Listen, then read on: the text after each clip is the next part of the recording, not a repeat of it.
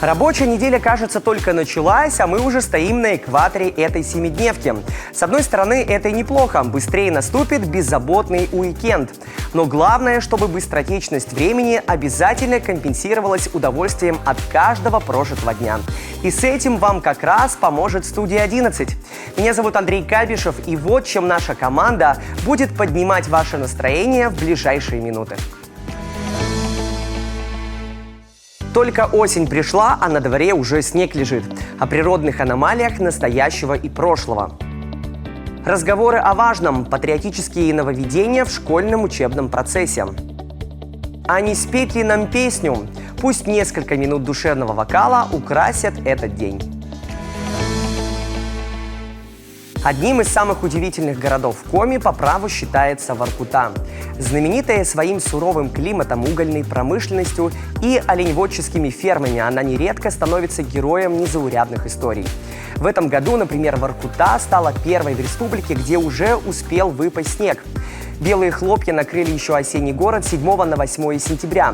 Воркутинцы активно делились в социальных сетях фото и видео капризов погоды. Сентябрьский снег в Воркуте уже случался. Когда-то, по воспоминаниям местных жителей, дети 1 сентября шли в школу, похрустывая снегом под ногами.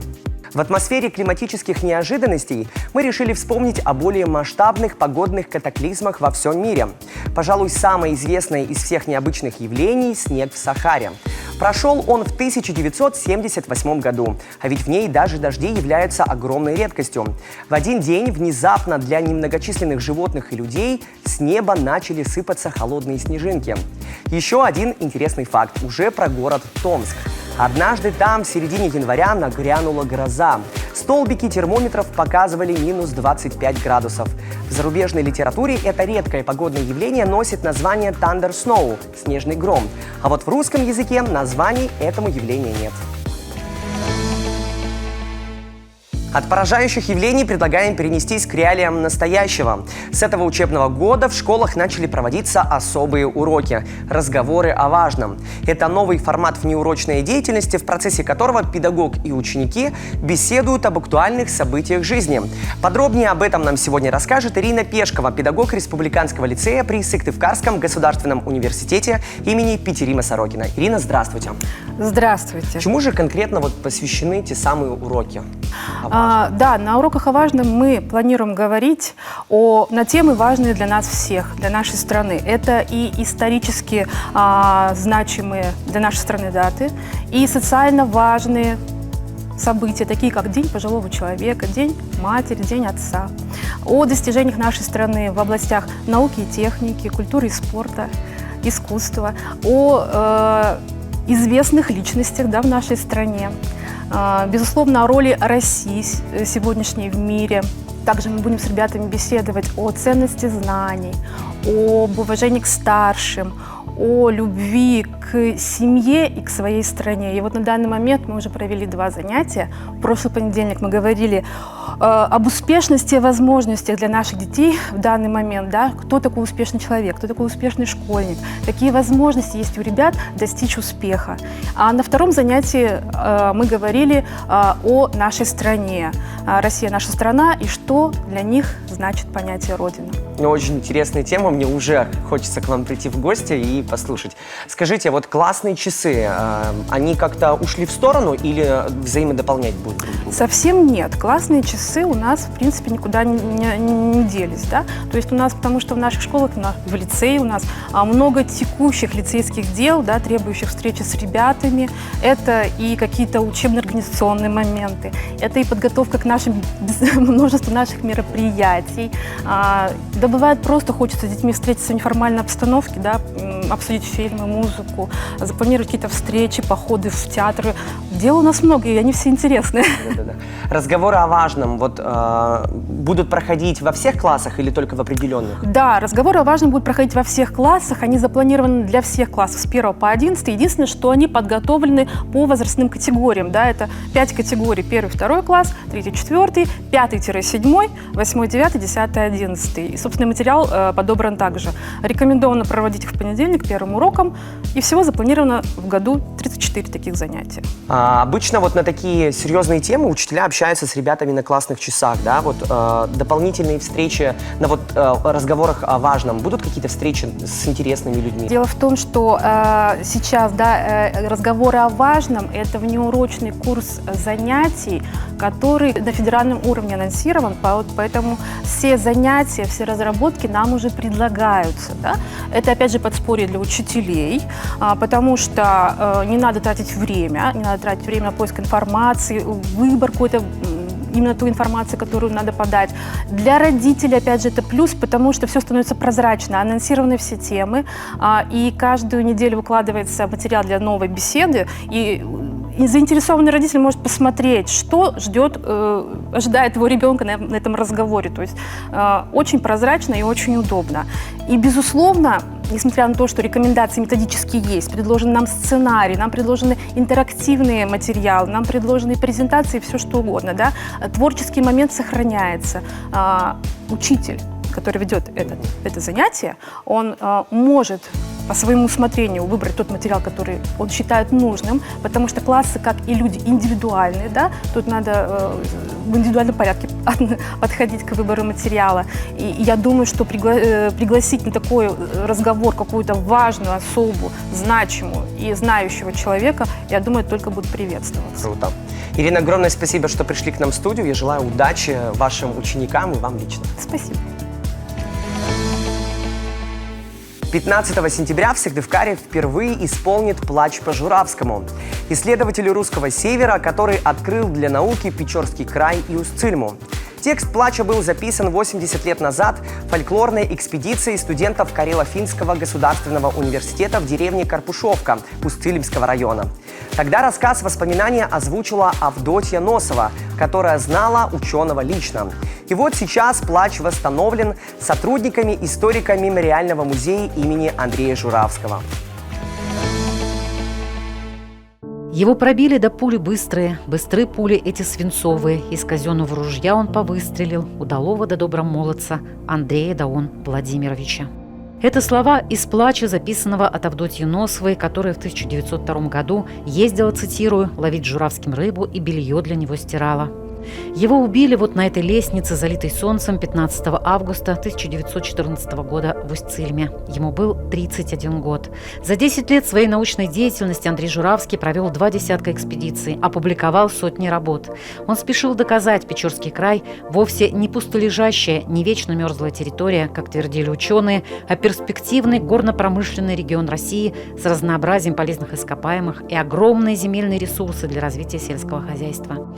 И то, что такой край пустует, утверждал Журавский, это преступление науки против русского народа. Сколько же врагов нажил исследователь после своих статей, но продолжал дело. Открыл в Устцильме первое в Приполярье научное учреждение, Печорскую естественно-историческую станцию, позже ее переформатировали в опытную сельскохозяйственную. Андрей Владимирович Журавский, наверное, действительно недооцененная личность, потому что для нашего севера, для российского севера, вот таких ученых мы можем пересчитать по пальцам, их единицы. Андрея Журавского застрелил из ружья сотрудник станции писарь Задачин. Причины этого убийства так и не выяснили, а Задачин, на фото он крайне слева, был признан невменяемым. В «Плаче» языком народного сказа говорится о жизни Журавского, об организации опытной станции, о любовной драме ученого и об убийстве его злым недругом. Для исполнения «Плача» в Сыктывкар из Устцильмы приедут сотрудники историко-мемориального музея. Научный сотрудник музея Андрея Владимировича Журавского Мария Петровна Канева. Она готовит «Плач о Журавском». В ее исполнении мы будем представлять его на закрытии выставки Устцильма. Открываем заново, да. Впервые он будет там звучать именно в нашем исполнении. Кстати, на выставке в Национальном музее Коми «Устцильма. Открывая заново» впервые экспонируются предметы, привезенные Журавским из экспедиций, из фондов Российского этнографического музея, и снимки, которые отражают быт Печорского края из собрания Кунсткамеры. 22 сентября исполняется 140 лет со дня рождения Андрея Журавского. К этой дате наш телеканал готовит специальный репортаж. Продолжаем отпугивать осеннюю хандру, и на этот раз давайте-ка привлечем всю силу и мощь музыкального мира. Душевную мелодию и чистоту голоса вам подарят солисты вокально-эстрадной студии Art Mix Печорского дома культуры железнодорожников.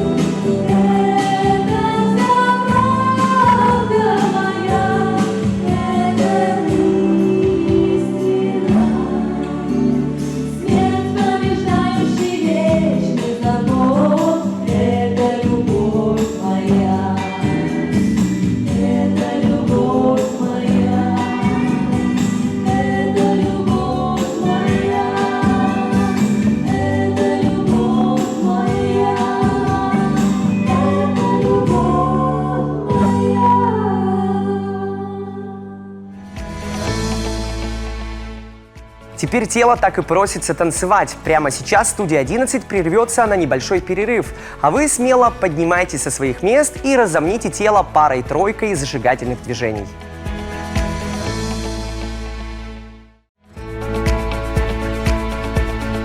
Студия 11 вновь в эфире телеканала «Юрган». Поток информационно-развлекательного контента второй части программы так и просится к вам на экраны. Так что погнали, друзья! Вот главные темы второй десятиминутки. Спорт, доступный каждому. О том, как работает в республике программа «Земский тренер». Сначала было слово. Что ждет участников первого детского фестиваля книги в Коми? Неземная ария. Энтузиасты озвучили снимки с космического телескопа. Уже больше года в республике работает проект «Земский тренер». Он реализован совместными усилиями Министерства спорта Республики Коми, Федерации бокса Сыктывкара, администрации столицы Коми и других партнеров. Регулярно на многих уличных спортплощадках региона под руководством опытных наставников собираются желающие испытать себя в тех или иных видах спорта. Одно из популярных направлений – это тренировки по боксу. Северин Арпа побывал на одном из таких занятий. Каждое воскресенье в парке имени Кирова собираются сыктывкарцы разного возраста, чтобы попробовать свои силы в таком популярном виде спорта, как бокс. Опытные наставники показывают, как надо двигаться, уклоняться от ударов и наносить эти самые удары. Конечно, речь не идет о подготовке профессиональных спортсменов, но для здоровья самое то. Тренировки на открытых спортивных площадках. То есть это как раз тот момент, когда в выходные дни у нас выходит погулять население. То есть в основном это в Кировском парке у нас в Сыктывкаре. Вот. И они могут спокойно прийти, позаниматься. В том числе, самое главное, бесплатно и со специалистами. Когда открытые тренировки только начались, желающих заниматься было немного. Сейчас же счет идет на десятки. Вот, посильнее давай, посильнее. Раз, два.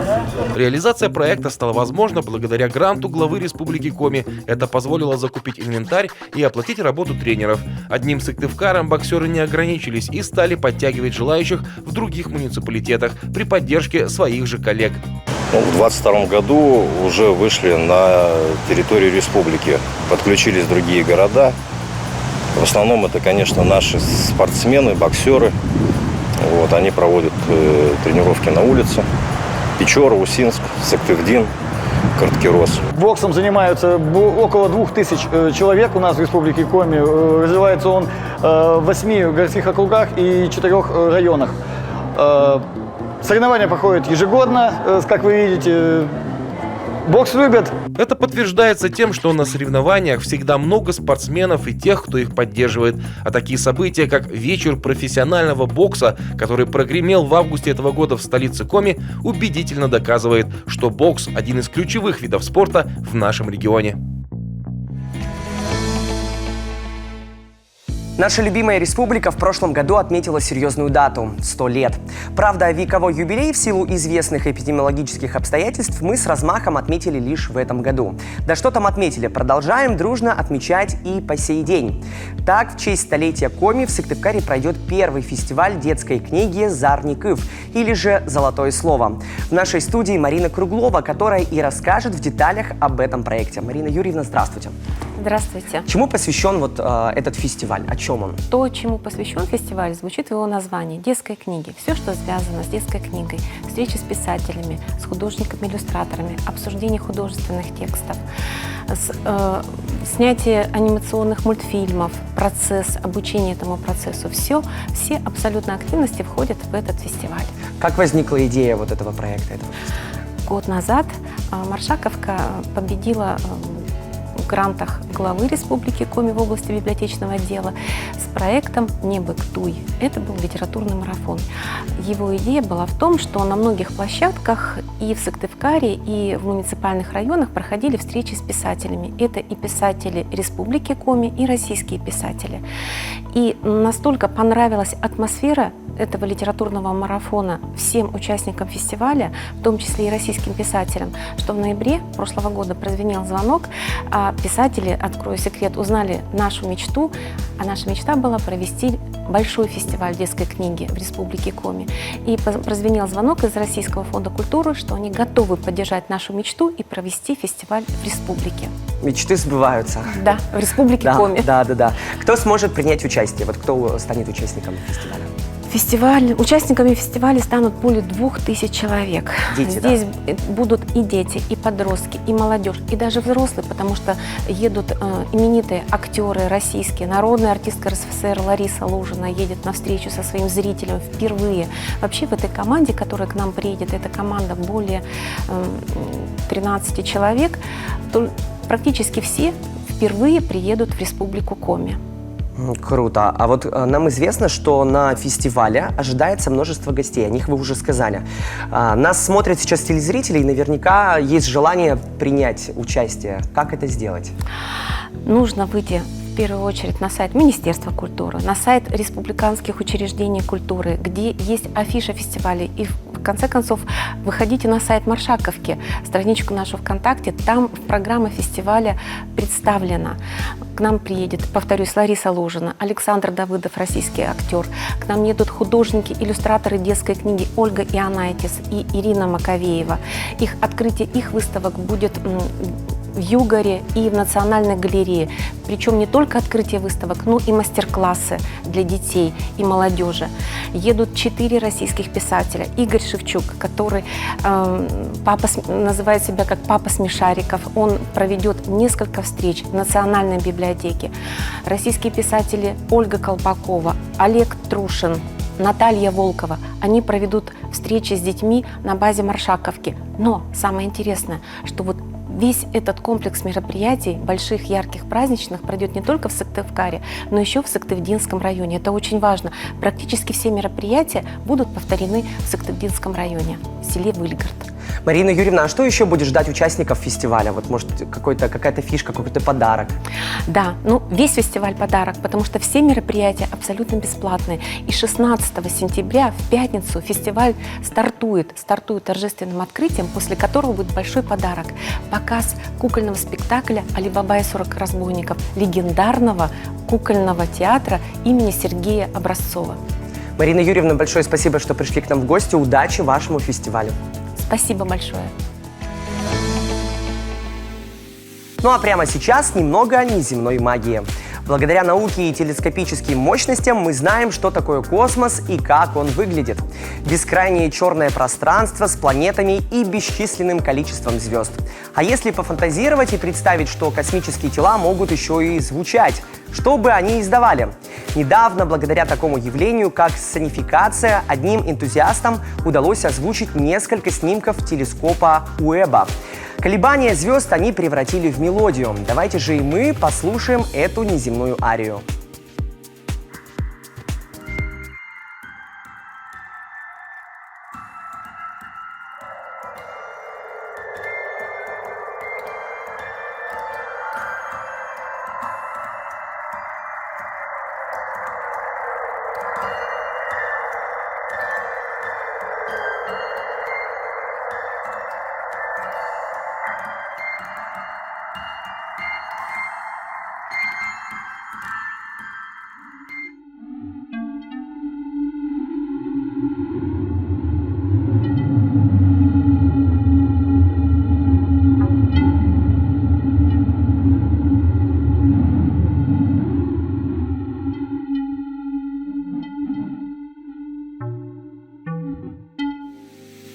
Он вызывает любопытство и пробуждает игровой азарт.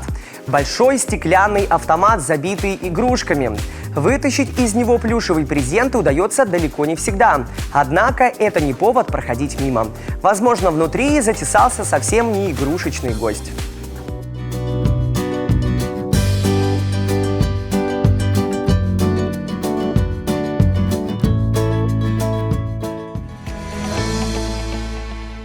На этом у меня все. Совсем скоро увидимся в эфире. А пока я желаю вам, наши дорогие телезрители, хорошего настроения и отличного дня. Пока-пока!